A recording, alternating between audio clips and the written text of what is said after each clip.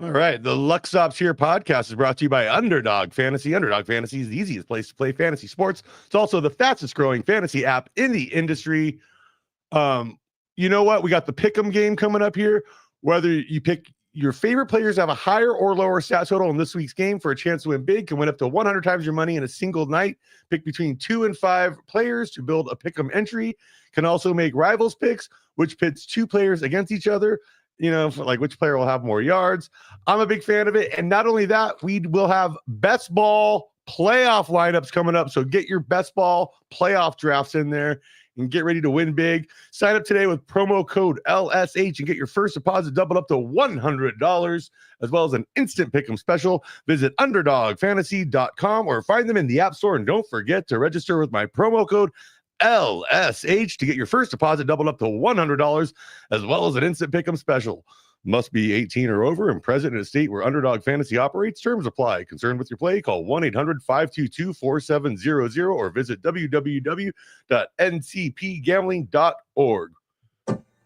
All right. We're back. The new year. Took last week off.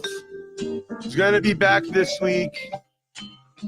Back this week. It was going to be back last week, but it's the Christmas break, and had my boy Brian Cook, writer for the Kimmel Show. He's going to be on in a couple weeks, but he was going to be on, but he was just getting back from Ireland because he's a redheaded Irish prick.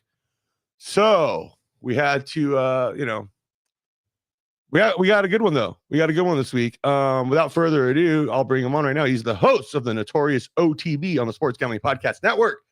He's also a good friend of mine, and you can find his horse picks on his show there, the Notorious OTV. I just said that. God damn it, I'm an idiot. Everybody, Chase Sessoms. Oh, there you go. There he is. Okay, yeah, just a little trying to get you some hype. I need to get more hype music for my people. I got extra, but you are money, my friend. Thank you for coming on today, dude. Thank you. And listen, nothing can top John Tesh when it comes to hype. Nah, dude. Yeah. Entertainment Tonight used to have me. Entertainment Tonight used to have me ready to run through a goddamn brick wall. Yeah, dude. Like, man, dude, John Tesh, man, dude. When I used to be a underground a pit fighter in the dirty clubs of downtown LA, I would actually watch John Tesh Entertainment Tonight clips right before I went out in the ring, because that's how much it gets me fired up. Have I ever told you what my intro music would be if I were a boxer? What's that? Rich Girl by Hall & Oates. That's a good one, dude. It's a double-edged sword. If I beat you, you lost to the guy who came out to Rich Girl. If you beat me, you just beat the guy who came out to Rich Girl. That's true, because that's like I always think Damon Wayans in Great White Hype, how he has Method Man performing Bring the Pain live as he's coming out in front of him. I thought that was pretty great. That's a classic movie. Anybody go see the Great White Hype? A lot of white hype. A lot of white hype around here. That's a great new way to like be a white nationalist. Like, see, this isn't a white nationalist podcast. I don't want anyone to think that I am a part of the despite my beard white power movement. Yeah, no. Besides my love of guns and houndstooth caps, I am not. Got this for Christmas. I really like this. Make sure you're watching on YouTube. If you're not already subscribing, make sure you subscribe over there. See Chris Bivens in the chat. Happy New Year, buddy. Happy New Year to you. I just got to get this one out of the way, though, real quick, before I get associated with any white nationalist terrorist groups. I did not blow up that Cybertruck in front of Trump Tower this week in Las Vegas. It was a different white guy. It was clearly a white guy without my special set of skills. Wrong sound effect, but you get the gist of it. I had nothing to do with it. See, I had a visit from federal police a few years ago, just over some tweets I made jokingly on New Year's. And then a terrorist attack a couple years later happens on New Year's. There's no connection here, guys. I just don't want anyone to think I had anything to do with this. But if something, like, I'm not going to lie, like, A Cybertruck blowing up, that happens like every day anyway. Like, Right. That was gonna be my thing. Was like, why did the guy pack it with explosives when all the only explosive he needed was patience, and it would have done it on its own. like, yeah, literally, like just time, dude. Come on, man. Yeah. Freaking time bomb already. Yeah, no, that. I mean, I used to work right by where that happened. I used to work right over there. Like the golden glare of Trump Tower used to shine into the office I would have to do shit in the late afternoon there, and Yeah. because my main office that I worked in was downstairs, but when I had to take care of stuff late in the day on the floor, I would have to use the one upstairs. And God damn it, like being drenched in piss, just like golden glare coming off that building makes you. It doesn't work. I'm sorry, aesthetically, it doesn't work. If I owned a casino, I'd probably go with more of a sapphire and onyx look. I don't know. I like that. So Onyx, the grab root Onyx would have residence. Yeah, dude. Like every person that works there, even like all the dealers, even the cocktail waitresses, they'll have to have shaved heads. Yeah, and then they also have to let the boys be boys.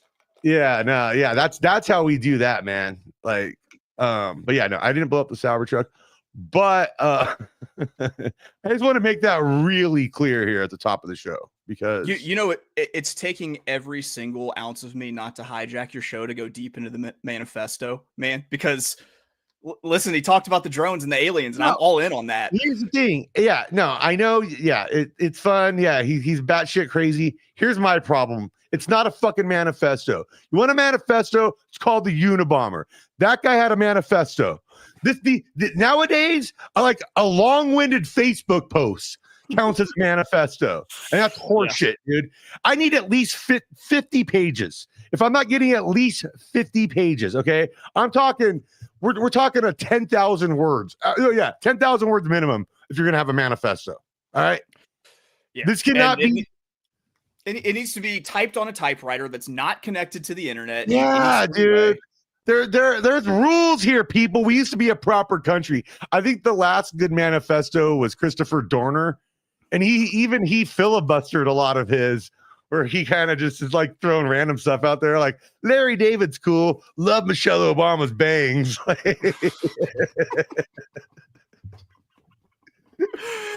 Oh my God! And you know that's fun. That's fun. we like it when Christopher Dorner, has his manifesto go attacking the LAPD. But then throw some pop culture references in there. So if you're one of the, I'm pretty sure a listener of the show is going to end up committing some sort of, no, I don't think that. But yeah, like, come on, people. If you have a family member that you think might be on borderline, make sure their manifesto has the proper length. Make sure, you put some pop culture. I'm not going to lie, it made Dorner a lot more likable. The fact that he watched Curb Your Enthusiasm too, Yeah. And like you start overlooking some of the murders with the bad, and I don't know. I said we used to be a proper country. Anyway, what's proper is this new website I'm building for the show here, Chase. You kind of you tipped it to me. I'm ready to hear more. Okay, so luckstopsherepodcast.com is going to be live within the next couple weeks. I've been saying it's going to be ready for the new year. I was hoping to launch it this weekend, but I am, instead of doing just a few posts I have a few different post categories here, and we'll be kind of going over these right now. I have a few different post categories. Initially, they'll be going up on the site for phase 1, and then phase 2 and phase 3, I'll be adding kind of more sections as I kind of get that stuff on autopilot, Right. So phase 1 here, though, pretty cool, because like I was just gonna have like one post of each to kind of get some stuff up there, but I'm actually doing 5 of each. So we are cooking. So there's going to be a lot of, because I figured that's going to be better for the overall SEO of the launch too. More words, the better. So it's taking a little bit longer because I have to write all this stuff. Look, I don't use AI for writing my stuff for me on this. I could in a lot of ways and then just do it. But you know what? I'm trying to put my personal touch on it. I want everyone to know that everything I do on all the content you're getting from this show is authentic, like genuine. I put the work in on it. I'm handpicking it. I'm curating it. It's stuff I think you guys will like, And when I first started the show, I don't know if I told you this before, but like when I first started the show, I really wanted to make it like the whole thing was just gonna be like a local Vegas guide, like bar reviews, sportsbook reviews, and then just kind of like public interest stuff, and maybe like talk to like local bartenders and dealers and stuff like that. And then COVID hit as I was about to start the show, and it delayed it by months. And I finally ended up, well, I'm just going to do it anyway. And I just started talking to friends and having a fun, yes, Chris, the Trump Tower does not even have a gambling license. Chris in the chat. Yes, that is true. They don't, they can't get one because of the Atlantic City stuff that they did. That Nevada won't give them a gambling license because of how they handled their sale of the, like, I think it was how they handled the sale, or just they ran them into the ground, whatever. But yeah, so yeah, they do not, you can't gamble at Trump, which they say is cool because they're like, yeah, who wants to gamble in Las Vegas? Yeah. Who came for that? Not me. Yeah, yeah. You know? I came here to have a nice stay at a hotel. I didn't come to gamble like a goddamn fucking bunch of Mormons staying there. Bunch of fucking Morms. Yeah. Okay, but I'm going to have, when we launch, I've already done these ones. We're going to have cocktail recipes. Oh, look, I got my scotch on the rocks right here. Well, you don't need a recipe for that. You just get ice and scotch. It's pretty easy. Yeah. But unless you're Polish and lost the recipe for ice. But like, here's what I'm trying to do with these recipes and stuff too, is like, you know, not everybody can make it out to Vegas as much. And I think Vegas house parties are becoming more and more of a cool thing to do as we get into our 40s and 50s and don't feel like doing all that, you know, like bringing a little. And so I'm going to try and help you guys bring with the big part of the website is going to be helping bring a lot of that to your home life and just, you know, DGen culture to wherever you are across the world, because we're going worldwide this year. But yeah, so we're going to have cocktail recipes on there. We are going to have cocktail party food recipes as well. Yeah. You know, the classics, dude, the little meatballs and the grape jelly, the little cocktail franks. Drunk weenies. Yeah, drunk weenies.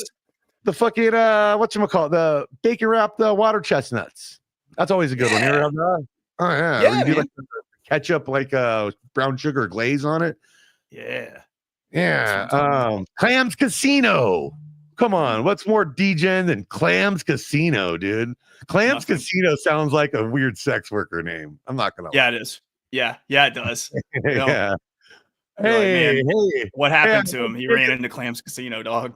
Yeah. Oh, I heard he had to get his dick cut off. What happened? Oh yeah, he raw dog Clams Casino, dude. Like, yep. That was a fucking wild one. Yeah, I'll also be doing sportsbook reviews. And I know everybody at first is going to want me to do like Westgate, Circle, the big ones, but I'm actually starting with my local favorites because I know those places in and out, and I'm on a first name basis with a lot of people that work there. So I figure let's start there where I have more access, and then that content allows me to open the door at more bigger, more established spots because I have something to show them of the detail I do when I'm given that kind of access. So that's why I'm not starting with Caesars, you know, like, I get it. Most people would do that if they did this show, but see, I'm not most people. And, you know, I want to do, you know, like, I want to get that right.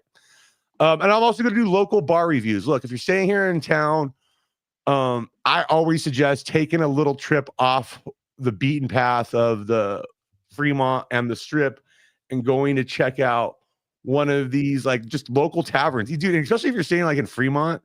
Because like right there in the arts district, there's so many cool little local bars that you can walk to.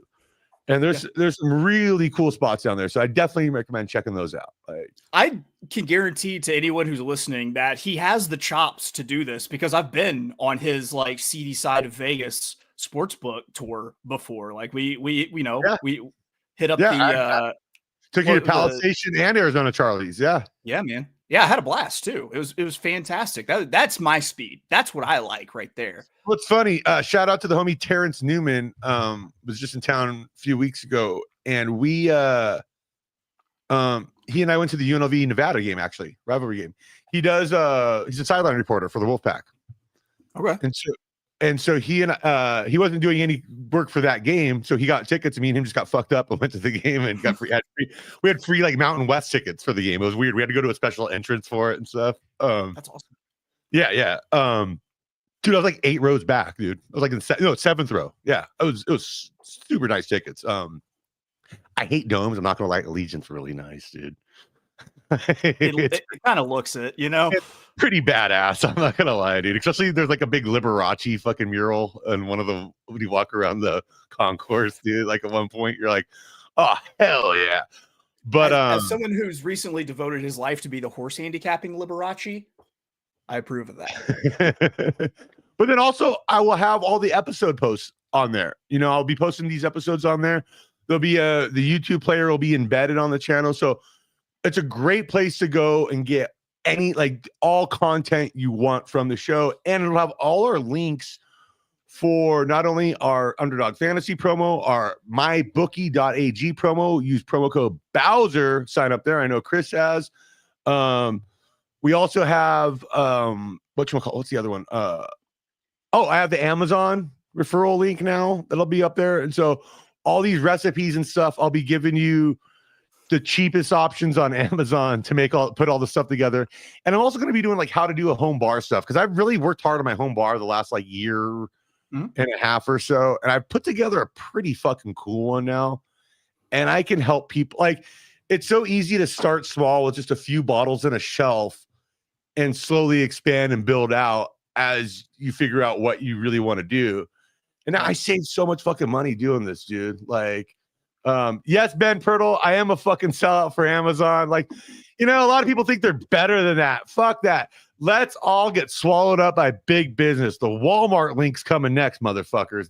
That's right. I'll just be straight linking groceries on there to you cocksuckers. No, but like, I do a lot of Amazon shopping, so it's kind of hard. Like, dude, half my studio here is built with fucking Amazon. So I would say 80% of it, to be honest with you. I'm looking around, pretty much just my computer and mics, I think. Everything else I got on Amazon. But yeah, so the site's gonna be a lot of fun. But I'm also thinking now, since we got some guys in the chat, I got you here, Chase. What do you think, guys? What does everybody think about this? I'm gonna pay some weird sluts off Craigslist to show their honkers. And we're going to drive SEO traffic with just random big floppy titties on my site. What does everybody think about that? I think the lower and the dustier, the better, quite honestly. Dustier? Yeah, Dusty. Was it on Aqua Teen Hunger Force? What was it? Dusty Gonzagas was the name of the porn star that Carl hooks up with. Yeah, man. Yeah, Dusty, Flapjacky. Flapjack, yeah, you gotta love the flapjackers. No, but I was thinking like nudity could be a good feature, but instead of that, what I think I might start doing is, since I do the show on Friday nights here, I think Saturday nights. Oh, there is a third person.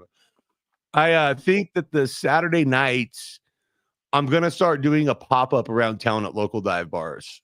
And I'll get a bunch of merch from Sean and Kramer of like SGPN lighters and stuff like that, and beer koozies and all that, and hats.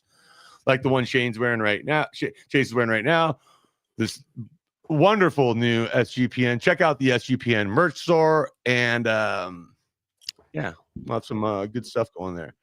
So, oh man, what I completely kind of got derailed there, but yeah, I'm really looking forward to that. Now it's the new year, and since it's the new year and Santa Anita opening day just happened. My buddy Chris in the chat right now, he actually is the ice machine guy at Santa Anita, which is fucking dope. Oh, awesome. Yeah, he does their machines and stuff in there. So, but I want to talk to you because we're only 4 months away from the Kentucky Derby, dude. Yeah, I just realized like, it's right around the corner. So when do the big qualifiers starting here? So let's start mapping out like a fun schedule of like. It's going to be like late February, about late February. Usually February, yeah. You get the Rebel Stakes at Oaklawn. You get the, like the fairgrounds, big stakes races. They start ramping up at Santa Anita. They start ramping up in New York. It's like February, March is when it really starts kind of kicking. So hell yeah. Cause I always loved, my birthday's in March. I always love going to the track, around my birthday. Like, my birthday's perfect, dude, for gambling because it's March Madness and horse racing is like in full swing. Like, so Anytime I'm at a sports book for March Madness, dude, I always have Santa Anita bets going throughout the day as well. So you were born owing the Vigorish, it sounds like, with when you popped out. No, yeah, that's so much fun though, dude. But yeah, this year Decker is actually coming out. That we're planning on me and him. We're gonna try and hit a Cal State Fullerton and a San Diego State conference tournament game in the same day for my birth. Or we're gonna try and hit Big West game and a Mountain West game same day for Big West is like CSUN and Fullerton and those Long schools, Beach. Right? Yeah. Riverside, Irvine, Cal Baptist. Dude, like the Big West really is like they need to get their shit together with football programs. Because, dude, there could be there could be a really amazing, like almost feeder FCS thing to the big boys of SC, UCLA, and even San Diego State when you get all those good SoCal FCS schools. Because you have University of San Diego, who was very good under Harbaugh already. But if like Long Beach State and Fullerton brought a rivalry back at the FCS level in the Big West, dude, that would be so fun, dude. Yeah, man. That would be so much fun. And then you start factoring, okay, let's get Riverside and Irvine in on that too. Let's get Cal Baptist and Northridge and Cal State San Bernardino and like with all the weird ass mascot names that they have in that league. Just think of like the potential of just banger rivalry names. Oh, dude, if that league were to get a football thing going, we would for sure start a football show. I'll do it. I would do the Big West football experience in a heartbeat, dude.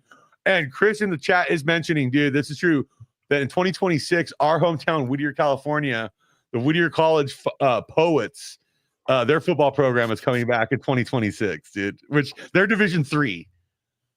Dude, everybody just all stop what we're doing right now and let's realize that if this show could explode, then I can have an NIL that funds the Whittier College football program that's going to take us to the FCS level. I like it. I'm down. Let's get anything that lets you do NIL and be the unseen hand in like college sports. My mom got 2 bachelors and her master's at Whittier College. And so I went to a lot of Whittier College functions growing up, and I went to so many of their games, and because they have a pretty cool little stadium, like right there in like the hills. And then you also have like a little like kind of soccer field next to it that they set up pavilions on and have like a little like official tailgate area for they make it, dude. It's kind of fancy. It's pretty cool. I don't know. I was a fan, dude. Whittier College games, a lot of fun. Excited to see that program coming back, dude. Like I used to go to Whittier College basketball camp when I was a kid. Like, nice. Yeah, good memories. Good memories. But yeah, no, dude, like I just kind of do that. Like the craziest football. I've been to so many college football games in my life, right? The craziest one is back when Long Beach and Fullerton had teams, and I went to one of those rivalry games, dude, with my family. I was young too, dude. I was probably like 10, like 9, maybe 11. Yeah. But like it was so out of control. Like right after that, both teams got rid of their programs, and Fullerton like basically built a stadium and got rid of the program the next year. They built this brand new awesome FCS stadium, and they got rid. Like it was so stupid. But like the guy, dude, there's so many fights in the stands and in the parking lot. Like walking up into the game, there's just fights everywhere in the parking lot. In the stands, there was just fights everywhere. And then as we were leaving, there was like a huge brawl that we walked through on the way out. But at one point during the game, the guy behind me poured his beer on the guy in front of me, and that dude stood up over me and punched the fucking dude right over my head. Yes. Fucking awesome. I like that because he probably had to jump punch to do it. And I'm like, I remember playing like Mortal Kombat when you were a kid, and like how just like a bitch move jump punching was, you know? Yeah. It's warranted, dude. I mean, guy just ran, and like I don't know what these beefs were, what was going on. I mean, I kept thinking, oh man, these people must have been planning this for weeks. Because I'm thinking of it in like little kids' school, like fight terms. But really what it was just drunk people going, look at that guy. He's wearing a fucking stupid shirt. And they thought, like it probably isn't anything more than that. But dude, that was wild. And like that kind of passion for dude, and it, like Long Beach program too, man. Imagine building a new stadium for them, like right next to the Queen Mary down in the harbor. That's cool. That'd be so real cool. That would be so badass. Yeah, dude. Like there was a spot that they were thinking of building a stadium for the Angels down there. They could totally make that a fucking small fucking football stadium down there. And like plenty of dude, I don't know, man. There's potential. Isn't the unofficial nickname of Long Beach the Dirtbags? Isn't that the thing? Well, that's their baseball team. So like their baseball team is known as the Long Beach Dirtbags, and the like they're the Long Beach State 49ers, like technically. But the Dirtbags became their baseball team, which then kind of applied to their whole athletic program as well. You know, like it kind of took on life. I mean, they go to the College World Series, so it makes sense that that's the brand that they're most, associated with. I mean, dude, and they had a fun run last year in college basketball where they fired their coach before the conference tournament, and then they win the conference tournament, so they get to go to the NCAA tournament. You're a sports better like me. I know you love the rally around the interim angle. Oh God! Well, no, it wasn't the interim. They let him coach it out. Oh, okay. Sorry. So yeah, it was even better because the fired guy took him to the tournament. Yeah, that's actually called the Sean Penn dead man walking angle. Yeah, and then they covered the fucking spread against Arizona by a half a point in the first round. I remember because I had them because I will always take Long Beach and Fullerton when they're in the tournament. Like I'll always bet them in the first round. Like got to. Yeah, you got to. Speaking of, this is a good segue because you come from Arkansas and SEC country, and SEC fans have been insane lately with everything happening in the college football playoff. I want to talk to you because you're one of the more rational ones I know, because you are actually just an Arkansas fan, and it kind of blows my mind how there are a contingent of people now that are just like, I root for these 18 programs. Like, right. I grew up a UCLA fan, Pac-12 football, Pac-12 basketball, baseball stuff. Dude, I hated the other schools. Like it's called rivalries. It's like, no, I want all these schools I root for in the fucking Pac-12. Were the schools that were playing SC. When you're playing our number one rival, okay, I want them to lose. But other than that, dude, fuck them all, man. When they're playing, I want them to lose I mean, I guess there are situations where like, okay, Oregon plays Auburn in this preseason matchup, but if they beat them there, then that's a better weighted win for but kind of thing.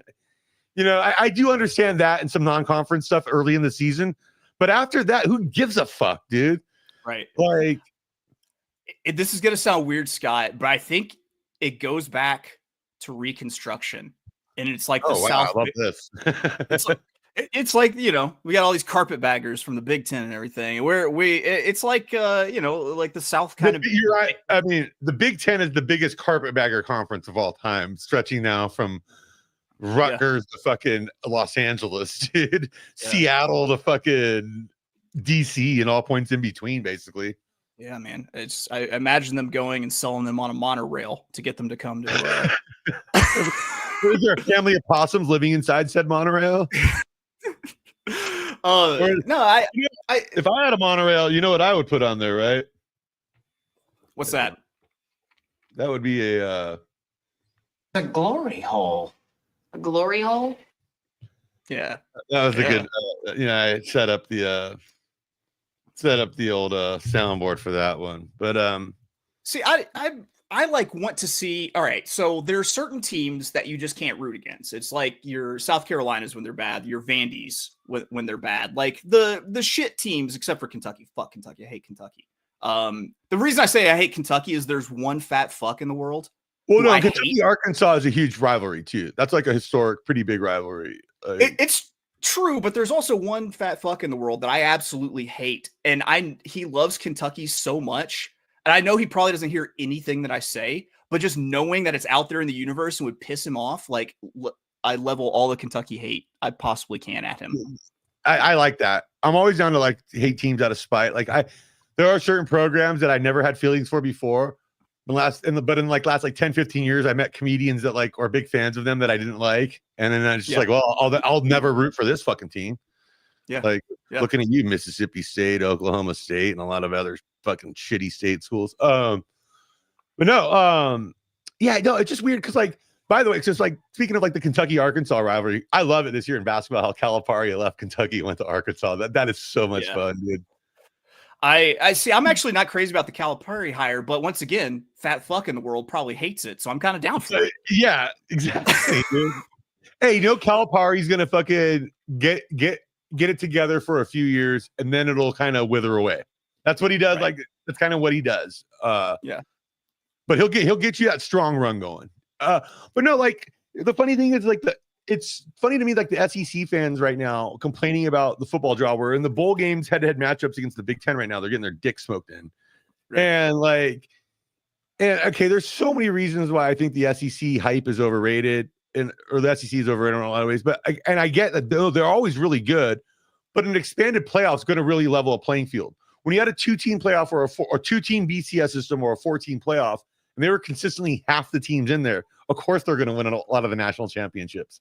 Right. But when they're only making up 1/6 of it, it's going to go down. And like people complaining about the seedings and all this stuff right now, this is the first year of this new format. Let's give it a few years and see how the variance plays out in it a little. Like, yeah, and I think I'm not gonna say it's excusable to that the matchups have been so bad, but like at least they get to go back into the lab and kind of rethink how they're doing things. No, because I think that, dude, like, okay, first off, I think it should be 16 teams right away. I think we're gonna get a quicker expansion right away because everybody should be playing home games the first round.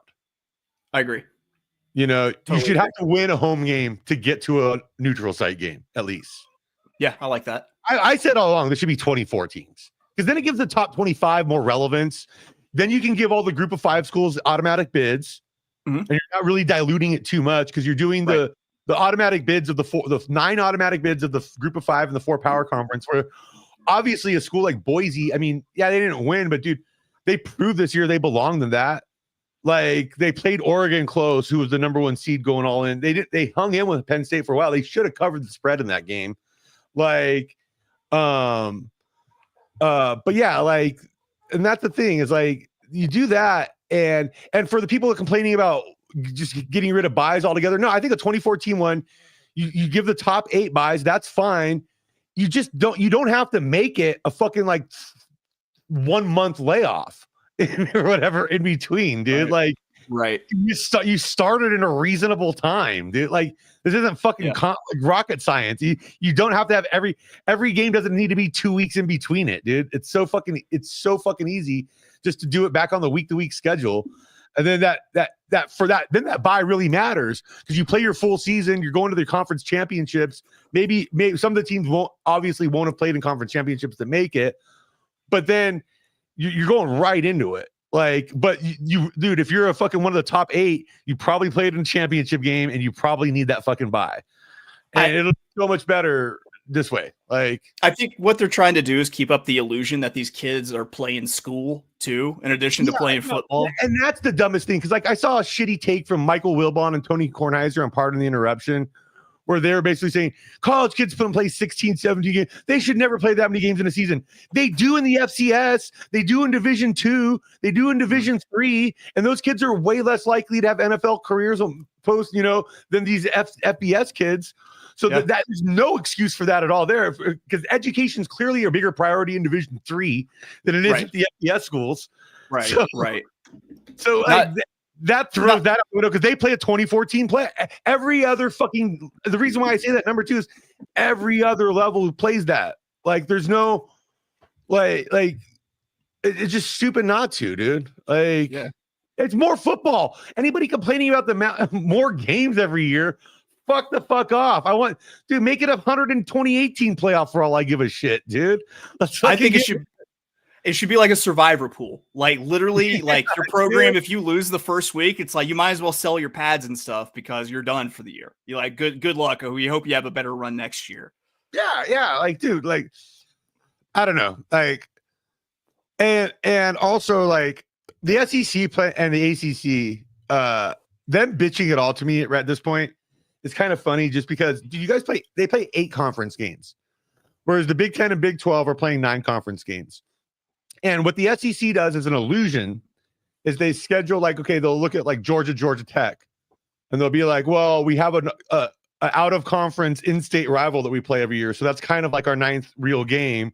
Right. But they just use that to dumb down their so they play the Citadel or whatever as a result, right. Like the College of Charleston, and it's stupid. Like, dude, I'm all for everybody playing an FCS school. I'm all for that, but we need to make this stuff more uniform. Either everybody plays one FCS school, 9 conference games, or we don't. That's where this will sort so much of this bullshit out with like the seeding and all this, is if everybody's on more of an even playing field instead of some conferences playing 9 games, some conferences playing 8 games, some schools loading up with against FCS schools, some schools actually play, because UCLA historically has always played crazy tough non-conference schedules where they'll play like 2 Power 5s every year, you know? Right. And it's like, or Power 4s now, but yeah, it's like, dude, like those schools shouldn't get punished, you know? Like a 9-3 UCLA that plays fucking a Big 12 schedule with like a tough group of 5 and then 2 extra Power 4s. Like, dude, that should be weighted higher than a team that played an FCS school or whatever.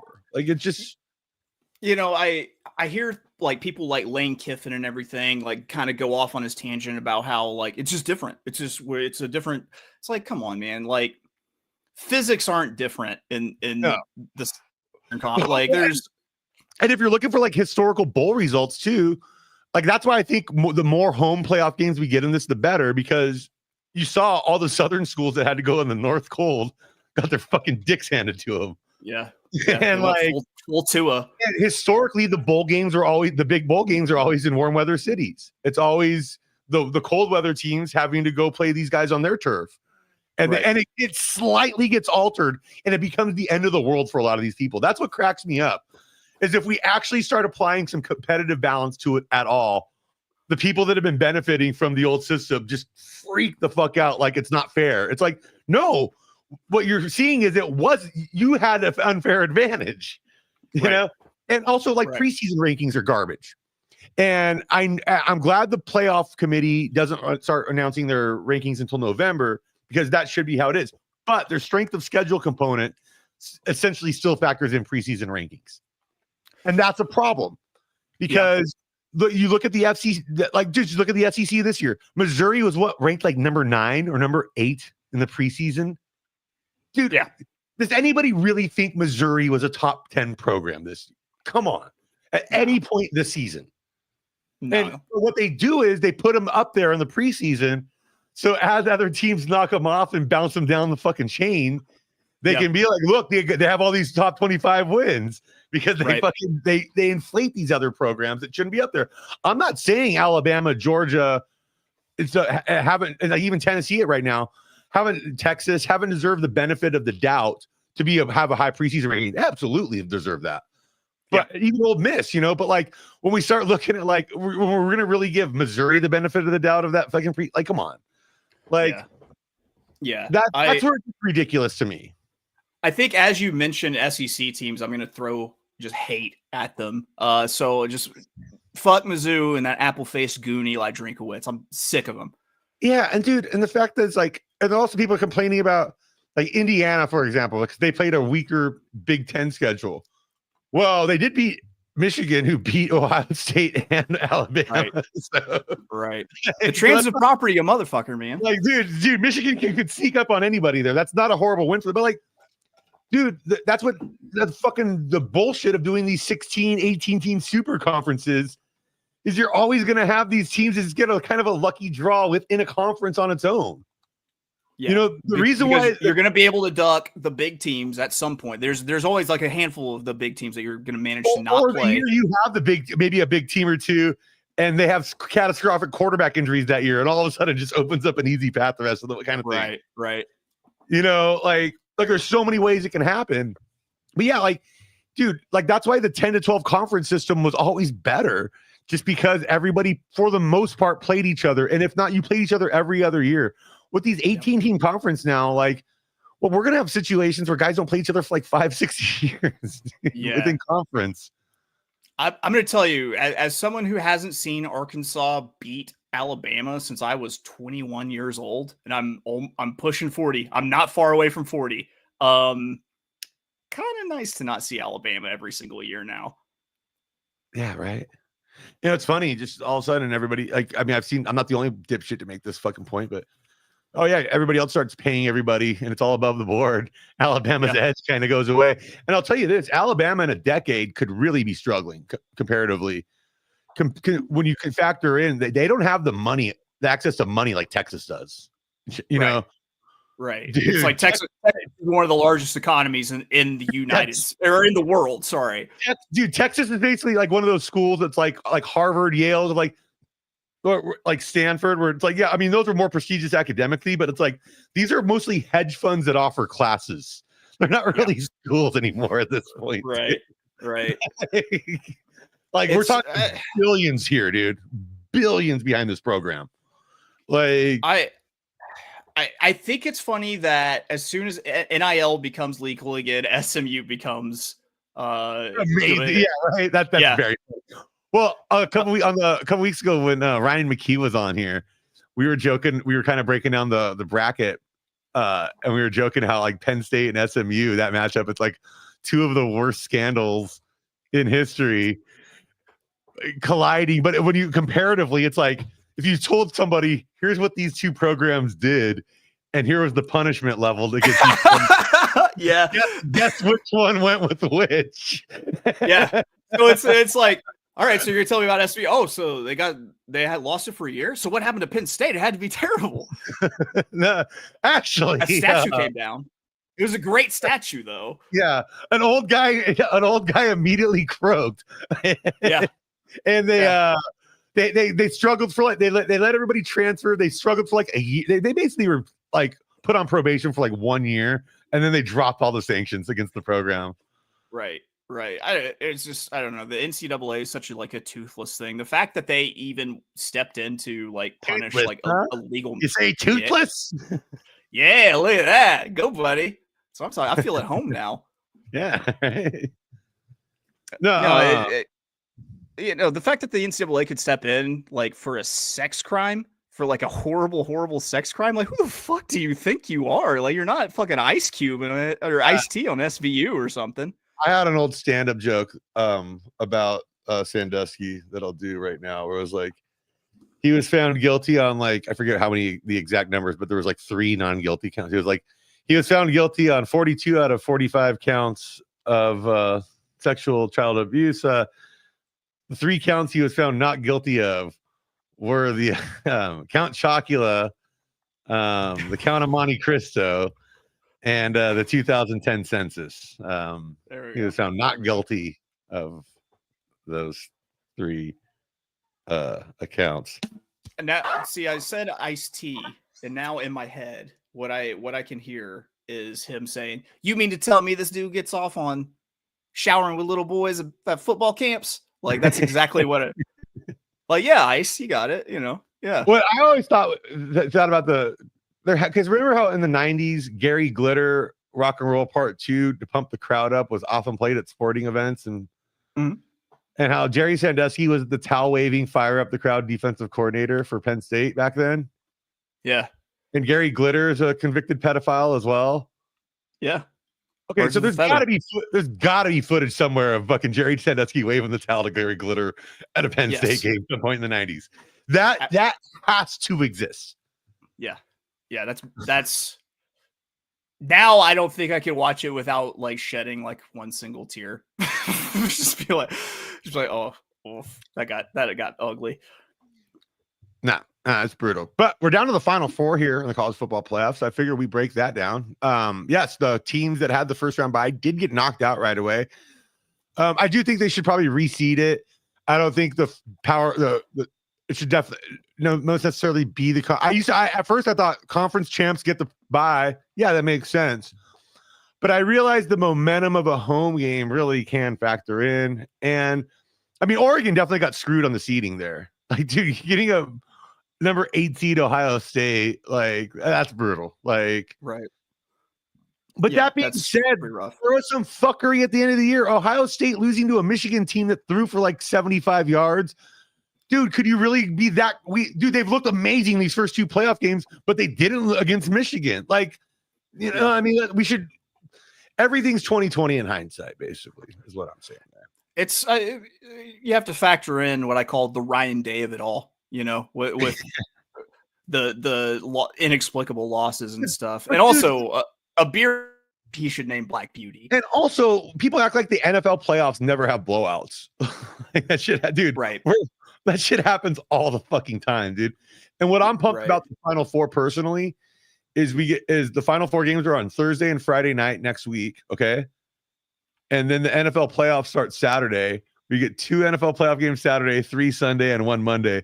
So we're about to have a 5-day run of playoffs coming up here.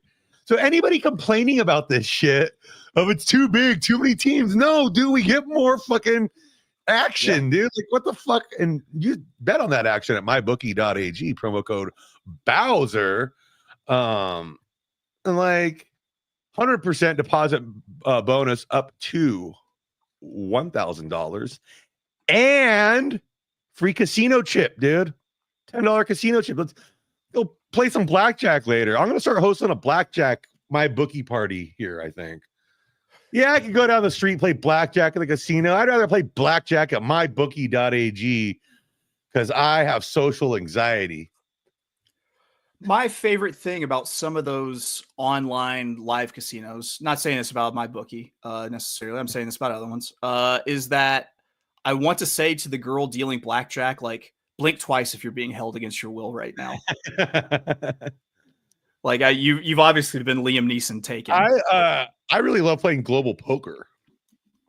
Global poker is a lot of fun.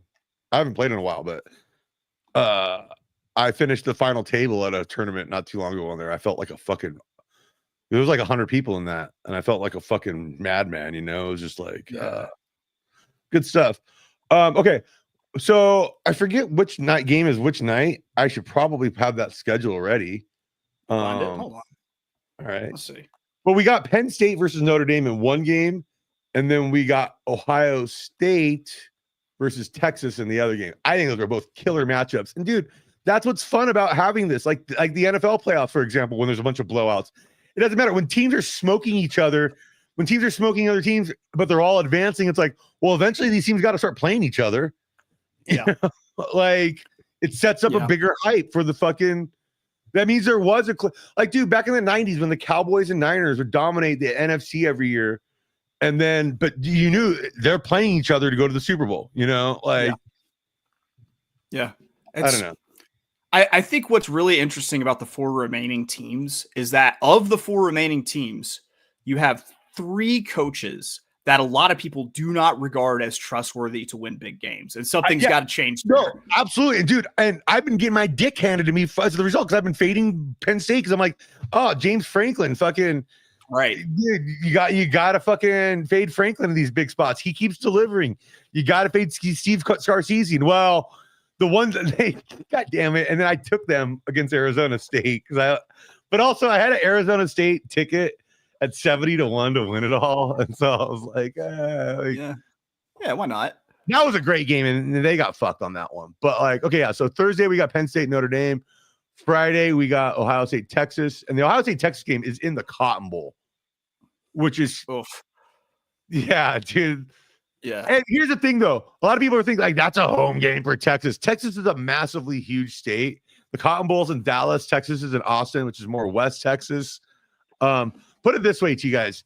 El Paso, Texas, which is the further like west, it's most like one of the west points of Texas, is closer to San Diego, California, than it is to me in a border state than it is in Houston or Dallas. I mean, even within fucking the state of Texas, like right, it's closer to fucking, you know. So the idea that like, yes, Texas fans will show up for that, but to think that they're going to just overwhelm Ohio State fans, no. Ohio State fans fucking travel, dude. They will fucking be there, dude. Like, and Dallas is such a mutt city too. Yeah, it's like, well, there's also Dallas, dude. Like, I mean, there's a reason why yes, Texas plays Oklahoma every year there in the Cotton Bowl. So yeah, I would say they have a home field advantage, definitely from that they know the field, they know the tricks of the stadium, the ins and outs, the wind patterns, that kind of shit. But like from like just a perspective of like the fact that they're just gonna get unadulterated love, now, dude, they've gotten a lot of hate in that stadium as well, dude. Right? Historically, like, yeah, is the Cotton Bowl a problematic name for a bowl? I don't know. I think the most problematic name for a bowl are like these like shell corporations, or like where you're like, I can't. This is not a real company. Those. Yeah. I I don't think it's problematic. I think if you add a verb to it, it becomes very problematic, though. Yeah, you can make it very problematic real quick, adding something in there, but we're not gonna. Yeah. Rhymes with kicking. Yeah. Yes. So yeah. But yeah. So okay. I gotta say, dude, I like Notre Dame here. I think they're pushing the right buttons right now. But I kind of picked Notre Dame at the beginning of this thing because I thought they had the easiest path to get there. Okay.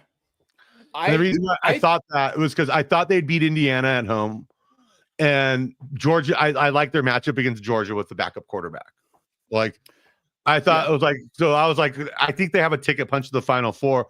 But dude, looking at Penn State's offense right now, like those receivers and stuff, dude, man, like Tyler Warren's a fucking machine.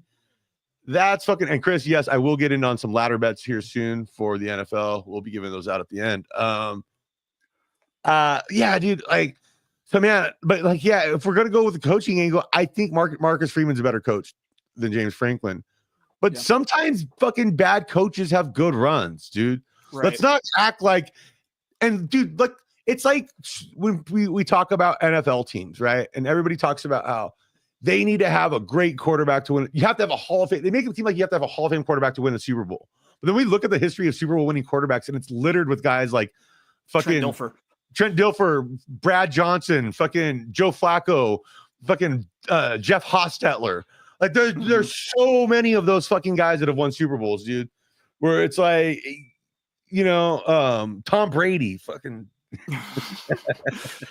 I don't know. I think for me, like I always think of like the NFL playoffs is that the teams that can actually like pound the rock, like run the ball, are the teams that are going to like go deeper into the playoffs. And I kind of think that that's the sort of the same deal with college now that they're moving into the playoffs. And with that being said, like the Notre Dame run game is pretty stout, pretty good. And I like their defense right now too, man. That defense, like to that point too, is their run defense is stout.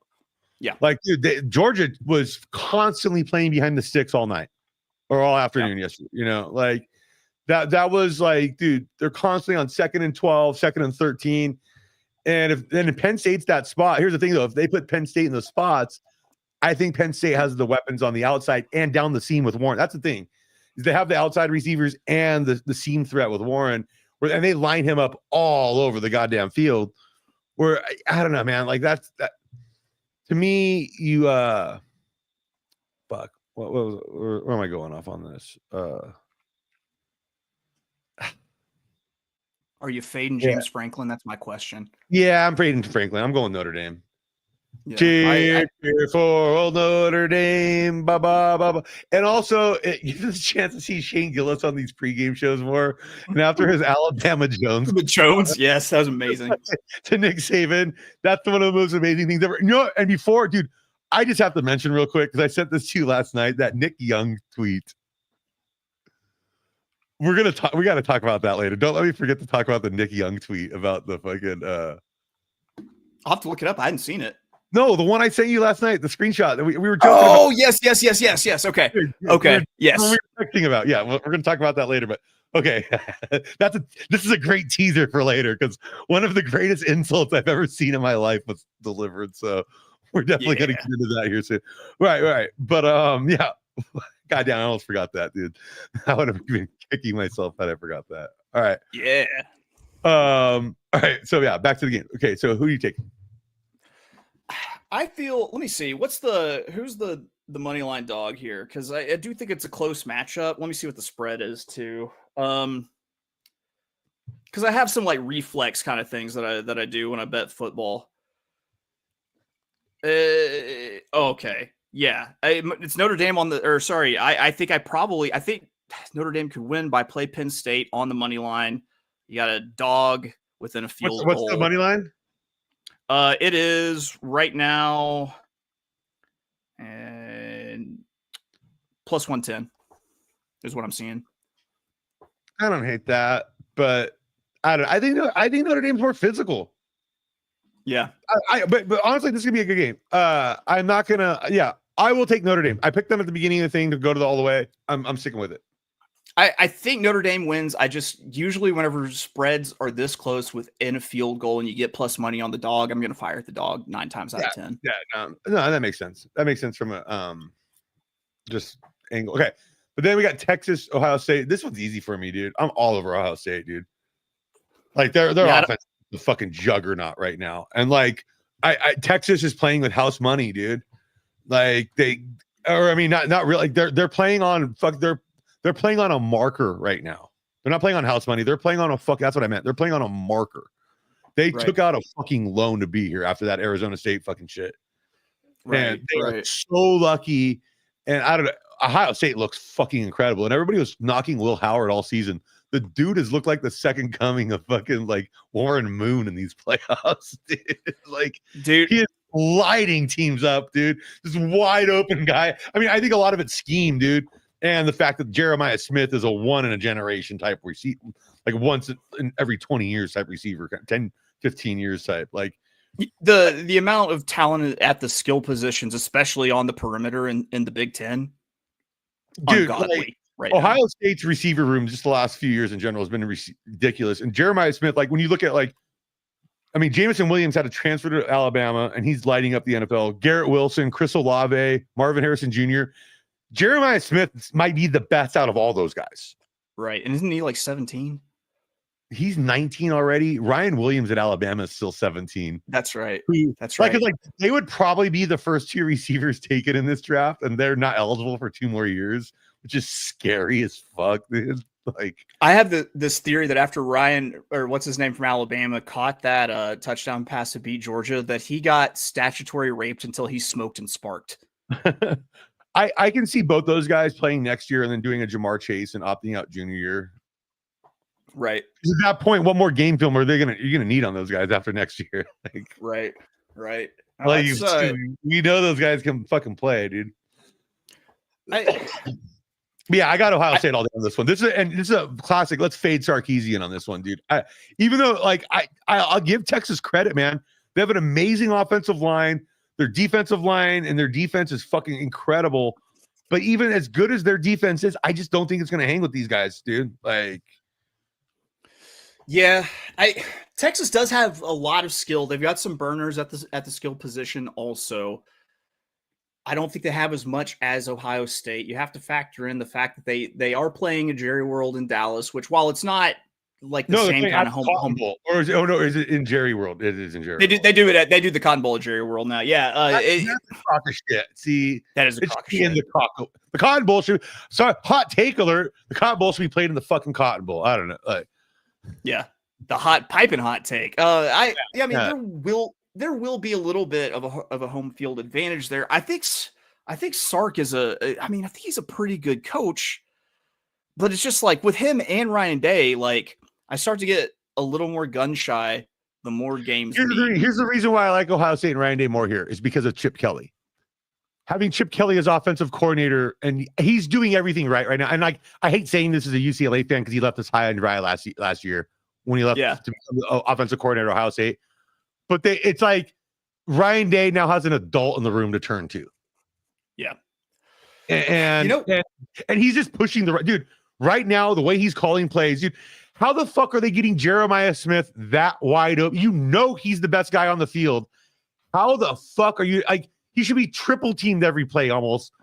And they're getting him wide open. That's scheme, dude. Yeah. That's good play calling. Like, yeah. I used to joke that the name Chip Kelly sounded like a weak ejaculation. Chip Kelly. When he was the Eagles coach, I used to jokingly call him the Sean Green chip shit.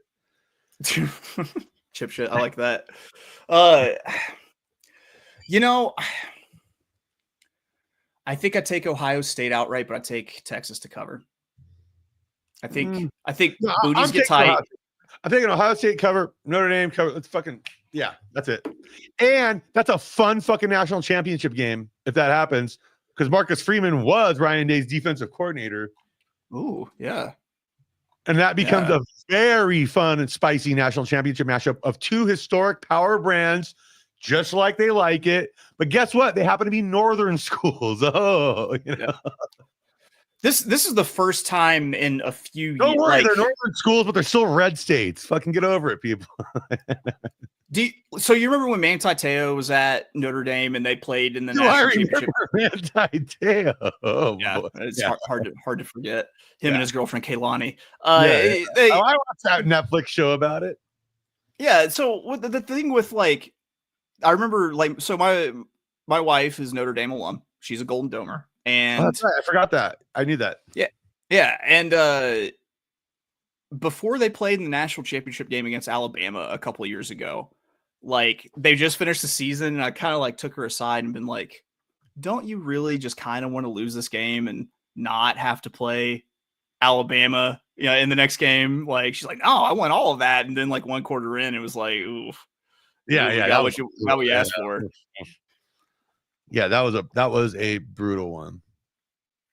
No, but yeah, I like Ohio State, Notre Dame. I think Ohio State wins the whole thing.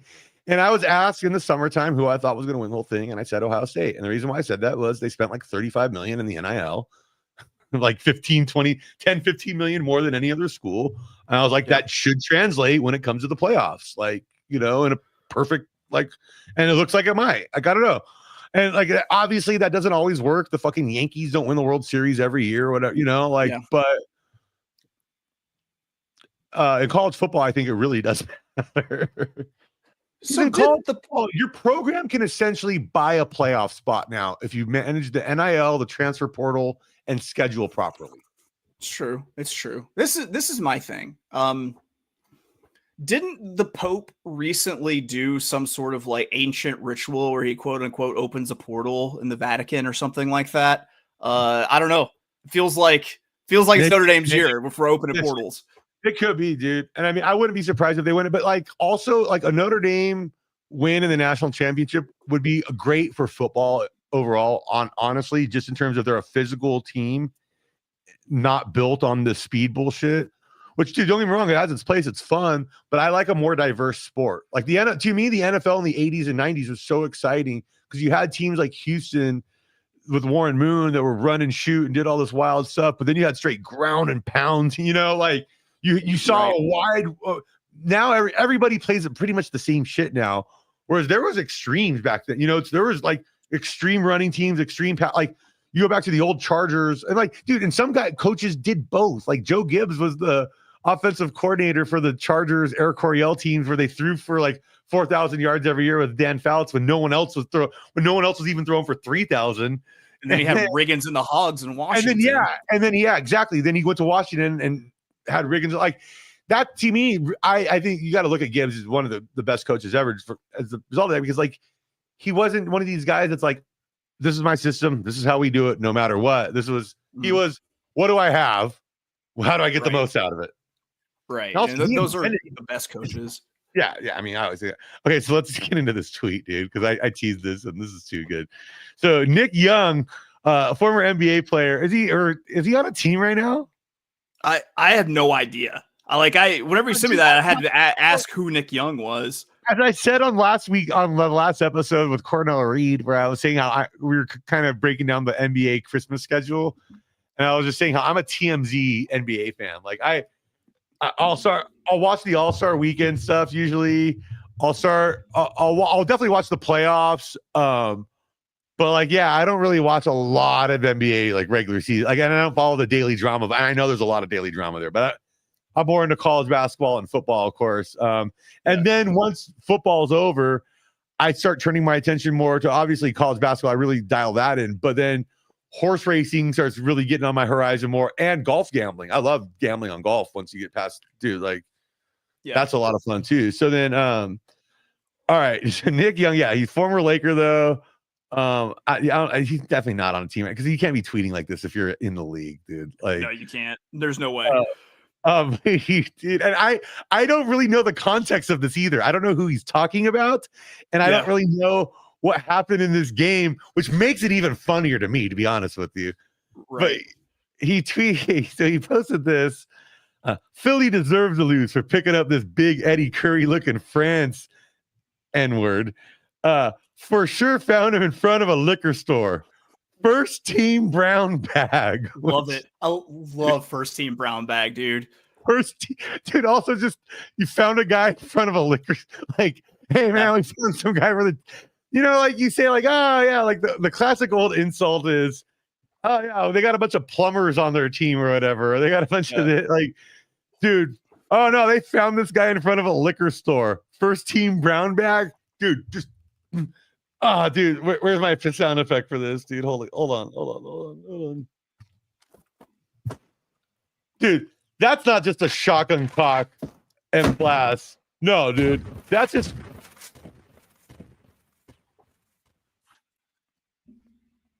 that's what Nick Young did to whoever this Eddie Curry looking dude from France. I'm pretty sure did you do any research to figure out who this player was? I was like, did Rudy Gobert get traded? Or like, what's the deal? You have a Frenchman, like. Yeah, I have no idea who he's referring to, and I still doesn't matter to me because first team brown bag is so good. Oh, okay. So Chris Bivens just said he dated Iggy Azalea. It's Swaggy P. That's who wasn't that his nickname? Swaggy P. Yeah, Nick Young. Yeah. Okay. Now I'm putting it together. Okay. All right. Yeah, Nick Young. I also have you know that I'm first team poppers behind the 7-Eleven. Oh, okay. Yeah. First team brown bag. Yeah. No, yeah. Nick Young. But I'm talking, I know who Nick Young is, of course.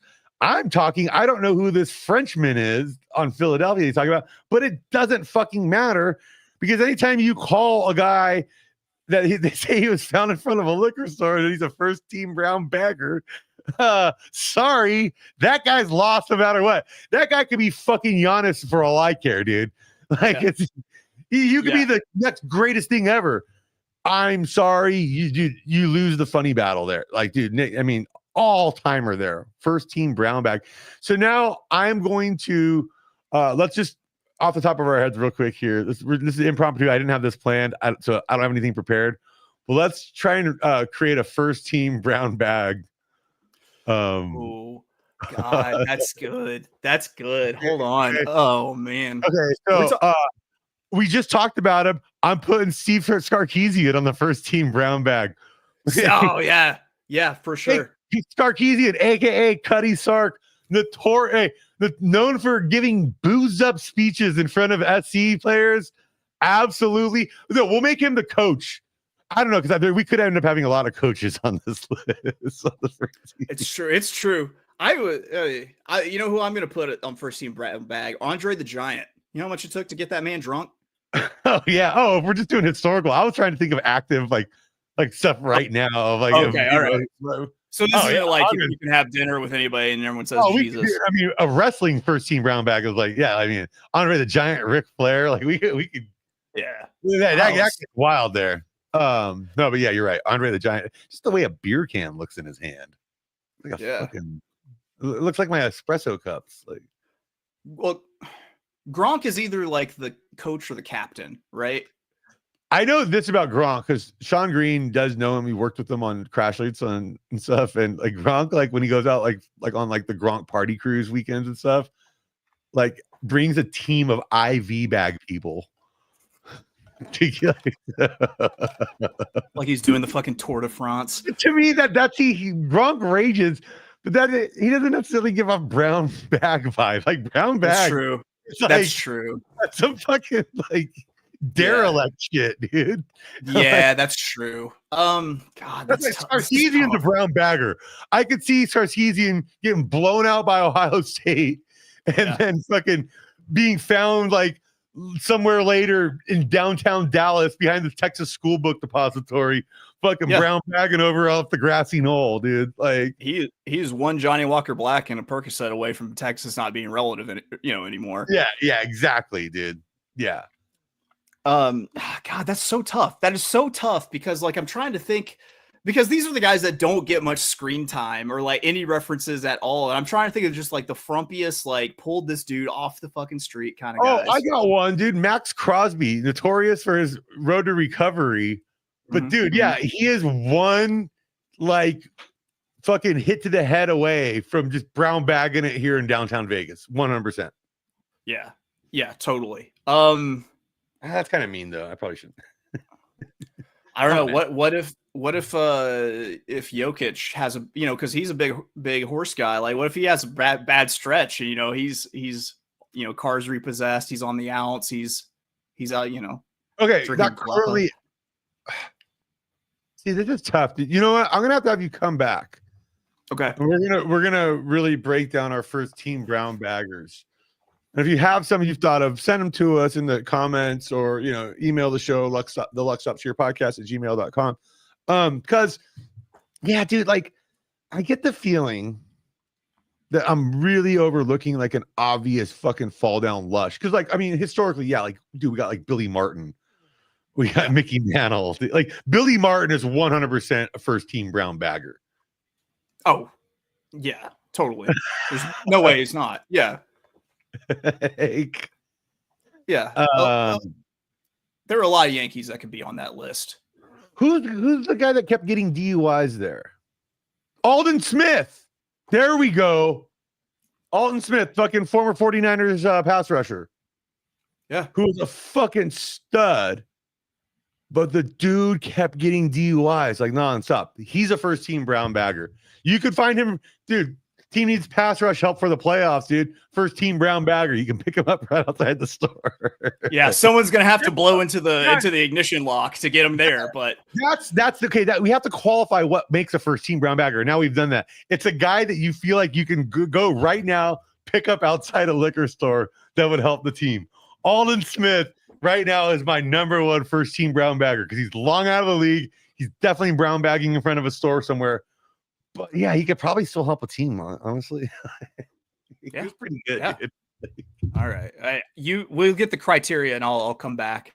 Yeah. We'll circle back to this, dude. This is still being workshop. But Chase, thank you so much for joining us this week, dude. This is a fun show. And thank you guys in the chat for fucking taking part, man. Makes the show better, I feel. Where can people find you and what you got going on, my friend? You can always find me being abrasive on Twitter at @Oaklawn. That's OF like OnlyFans, and then Oaklawn like the track. You can follow the show at notorious_OTB. It's available wherever you get your podcasts. We're actually moving starting next week. We're going to be going daily. We're going to be doing some quick daily pick shows, and then we'll have one of our long format shows every week on Thursday. So if you're new to it, check out the pick shows. And then if you're a little bit more curious, check out the long format show. And speaking of your show there, I know I talk a lot on here about Photo Finish Live and my love for that. If you want to know a little bit more about that, a really good intro guide kind of is the episode me and Kramer did of your show on it. Yeah. We kind of help break it down and help kind of compare it to real life horse racing. So go back. Yeah. Go check me out on there. Yeah. That was a fun episode too. Dude, I got to come on and tell you just for like a short one interview sometime and just tell you my some of my like celebrity stories of me at Santa Anita growing up. Because I have like several. And like Shannon Doherty, Steve Guttenberg, like a guy who used to be in Ed Wood movies back in the day, and he had all these Ed Wood stories and stuff. Like, those, dude, like I can do so many. You know what I'm gonna do coming up? I think next week, maybe, or maybe the week after. I realized that I've had at least three off the top of my head, 3 celebrities almost kill me when living in LA. And I could probably think of more, but yeah, Emma Roberts, Andy Dick, and who was the other? Andy Dick, you were lucky to escape with your life, Scott. Yeah. Well, I'll tell those stories coming up on a future episode because I think celebrity death encounters is I don't know. That's a fun thing. You know what I'm trying to think of too, dude? I'm thinking of doing. I want to start doing a D-Gen makeover series. Okay. And we find like weird Mormon little bitch boys and turn them into full-fledged D-Gens, dude. I like it. Yeah. I think we could do something with that. Yeah. I don't know. Yeah. But yeah, so you can follow the show here at LuckStopsPod on social media at on Instagram and Twitter or X.com if you're super dork about it. You can also, like I said, hang on. I'll be here in a little bit, but the Luck Stops Here podcast or Luck Stops Here, for the website, it's luckstopsherepodcast.com. I'm eventually going to get all the versions of the URL. So they'll, no matter what you type in, it'll go, but fuck, dude, just put it in a Google search, but it'll show up. I'm good with SEO on this stuff. Check that out. And then, yeah, make sure mybookie.ag promo code Bowser, Underdog Fantasy, promo code .lsh. And guess what happened again right now, Chase?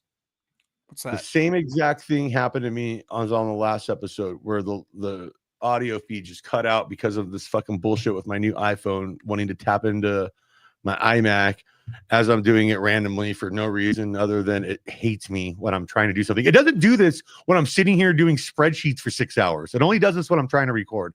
I got to figure out why. And it doesn't do it like right away. It does it when I'm like an hour or whatever. It's so silly, but I know the solution for this. So I'll have this episode up this weekend. But yeah. Now I can't remember what I was going to say. Oh yeah. And then go to our Patreon where we got ad-free experience for $1 a month. And it also helps keep the lights on around here and lets us make upgrades, kind of have an idea of what we know is coming in, what's going out, blah, blah, blah. And I'll be doing more stuff on there though, because I have some very fun stuff planned for that. And I'm gassed. I don't know if there's anything else I can plug at this point. I think you got it, man. You're overwhelming that socket with all those plugs, brother. Yeah, no, man, I'm gonna blow a fuse. Anyway, thank you so much, everybody. God bless you. Thank you, Chase, for joining us. Thank you, everybody in the chat. Thanks, oh yeah, Chris, dude, coming in fucking hot at the end here with Todd Marinovich is a definite. Yeah, the robo quarterback nailed it. Dude, Todd Marinovich is definitely first team Brown back. So is Ryan Leaf. Yeah. Ryan Leaf's a first team Brown bagger. There's some good ones here. Lenny Dykstra. Oh, Lenny Dykstra is